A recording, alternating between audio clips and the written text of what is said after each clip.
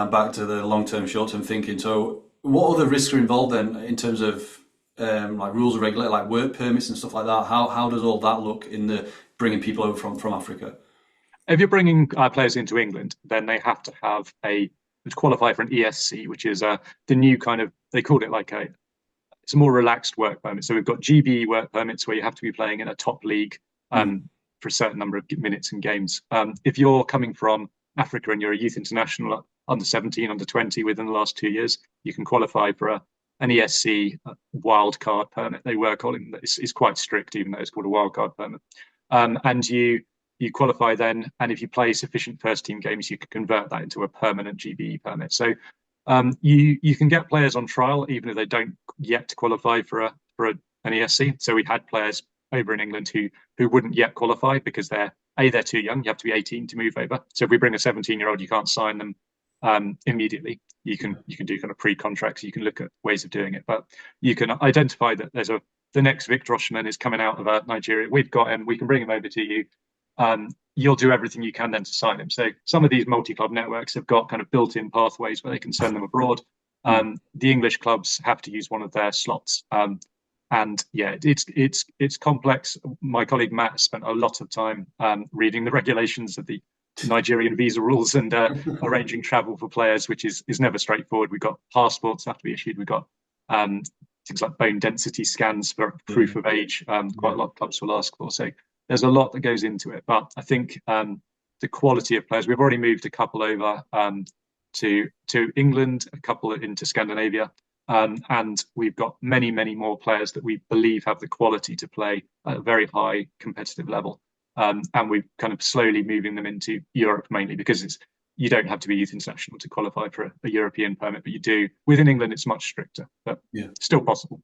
And is there a league in Europe or leagues in Europe that you find it easier for the African players to move to, like maybe adapt to better, or is there a country that is doing more of this, like the more Africans are going to that place as a concentration? Like, how does that look? Yeah, I think so. Denmark with Right to Dream and Ghana, the connection there. I mean, and also Midtjylland have got FC Edebe, which is a Nigerian club who they've maybe bought $40 or $50 million worth of player sales have been generated out of a small club in Nigeria.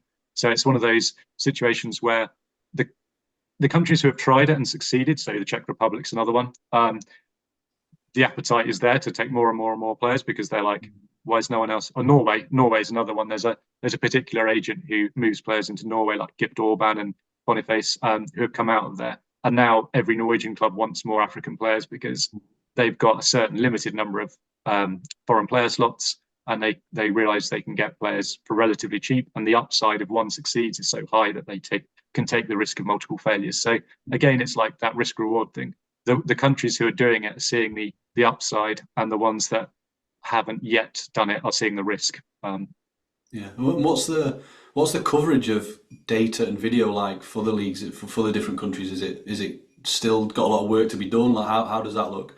Yeah, huge amount of work to be done. So also the thing that you kind of realize the longer you work there is that again we talk about how players are filtered up into different clubs. So again, if you've got a kid who's playing for Gillingham at 13 and they're brilliant within the youth leagues, Chelsea or whoever are going to sign them. It's like they have scouts at every game. They have games videoed. They have opposition analysis for youth teams nowadays.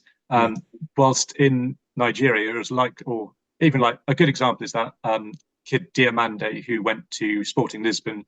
He was signed by Midtjylland from the third division of the Ivory Coast. Went to Midtjylland for 6 months, loaned to Mafra in Portugal for 6 months. After 10 games, Sporting Lisbon had bought him for 7 million out of the Portuguese second division. And it's like the talent would never be allowed to be playing in the third division of the Ivory Coast in England. It would be straight away picked up by 14 and then straight into an academy program. And then you look at where the players have come from in the national teams. In England, the under-16 group, now it's like Liverpool, Manchester City, Chelsea, Southampton, Brighton, Arsenal probably have the majority of the players in every squad.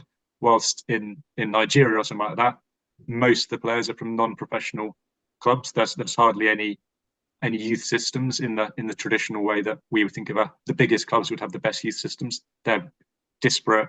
population of tiny kind of academies Mm. who provide the players. And then at 18, when they can sign professional deals abroad, they they go off all over the world. You find players in Azerbaijan and Yeah. Albania who are like really high quality youth internationals. So again, Mm. it's like that pathway just isn't there in the same way it is here. Yeah.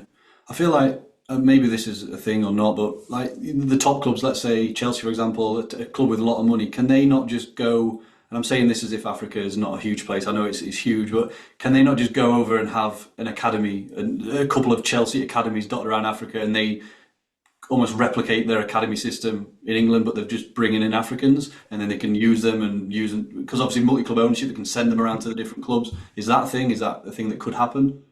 I mean, it's something I've pushed to almost every Premier League club in the last few years, Yeah. just to say you've got to. And the question is then that risk thing. Like, there's the reputational risk.